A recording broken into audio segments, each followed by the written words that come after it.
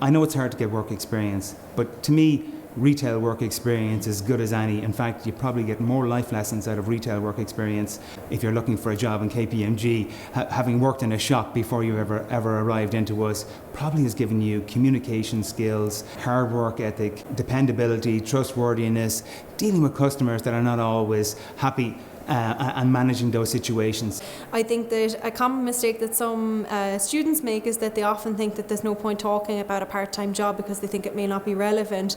But if you can draw examples from something, regardless of whether it's working in retail or through an internship or an Erasmus, if you can take a learning experience from it or something that you can apply in a real world or in a graduate context, I think it's really, really useful. Obviously, bar work or work in the food and drink sector is very important to us in Jameson. And then also work experience could be even that you volunteered. So it doesn't always have to be paid work experience. So it's important to look holistically at the experience that you have, be it paid or unpaid experience. Work experience is important if you are trying to relate transferable skills to the graduate programme.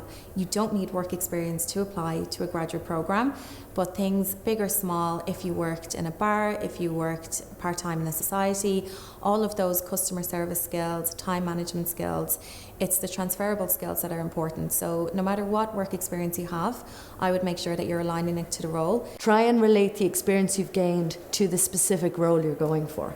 Because if you don't relate it, well then how can they know you're the best person for that job? But I would recommend for graduates, so often over the years I've met graduates and they'd be going for a particular role in a particular sector and you'd ask them what experience they've gained and their comments have been, well no, I didn't see maybe getting a job in that sector because the hours and the pay.